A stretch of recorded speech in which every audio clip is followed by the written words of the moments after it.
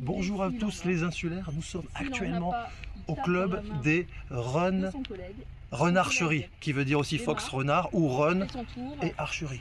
Je suis avec Daphné, on va pas trop la parler très fort, pas la déranger, elle est en train de préparer le départ d'une course de run archerie. On va tout savoir sur le run archerie, nous sommes dans les Hauts-de-France, on est où ici? À Forêt-sur-Marque. À Forêt-sur-Marque, où Isabelle et son collègue fait les cadreurs amateurs, je vous en remercie beaucoup. Donc c'est parti, la course, on va aller voir Daphné sans la déranger parce qu'elle fait en même temps arbitre et en même temps elle va répondre à quelques questions. Bonjour Daphné, merci de nous accueillir et de parler. On voudrait tout savoir sur le... Alors ton club s'appelle le Run Archerie, mais en fait c'est le Run Archerie, c'est bien ça, bravo. Avec le petit jeu de mots. Avec le petit jeu de mots. Je vois, qu'est-ce que c'est que ce club? Vous êtes dans les Hauts-de-France, tu es titré aussi, c'est reconnu. Parle-nous de ce sport pendant qu'ils sont en train de courir nos compétiteurs. Alors à l'image du biathlon, en réalité c'est double sport, donc course à pied et tir à l'arc. Donc au moins l'avantage c'est qu'on n'a pas besoin de neige. On a créé le club il y a à peine un an. C'est le seul club des Hauts-de-France spécialisé en run archerie. Pour l'instant on est 18 licenciés, ce qui est plutôt pas mal pour une première année, surtout dans ce domaine-là.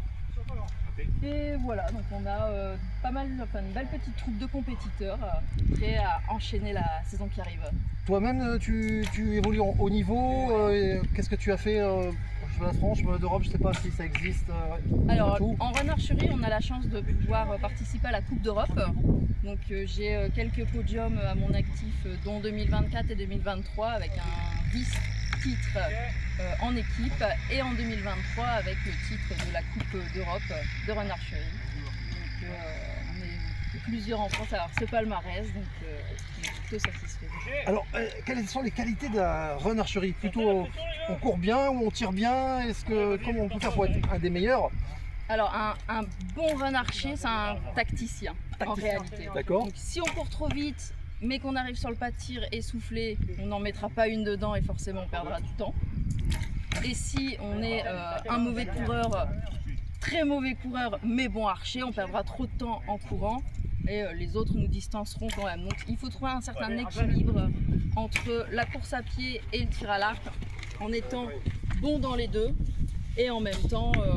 Là il fait une pénalité là. Là il fait un tour de pénalité. Là David a raté une cible donc il est obligé de faire une pénalité. Exactement. Donc, sur la course on va le laisser sprint, passer sans le déranger. David, en relais, ok. Sur la course sprint qui est des boucles de 400 mètres, chaque cible manquée donne lieu à un tour de pénalité de 60 mètres. Donc là, comme on peut voir, c'est un tir par équipe. Donc un premier coureur fait 400 mètres, les boucles de pénalité si nécessaire, comme là tous visiblement. Et après, il passe le relais à son coéquipier qui fera aussi 400 mètres et un tir à son tour. Pour passer ici ou quoi? C'est ça, exactement. J'ai interviewé le groupe de 3D Archerie, c'est du 3D, c'est complètement...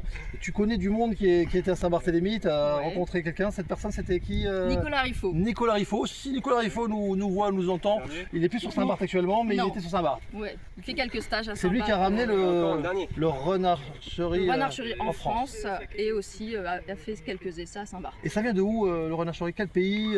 Alors ça vient de l'Europe de l'Est. Europe de l'Est. Essentiellement la Russie qui fait aussi du ski archerie.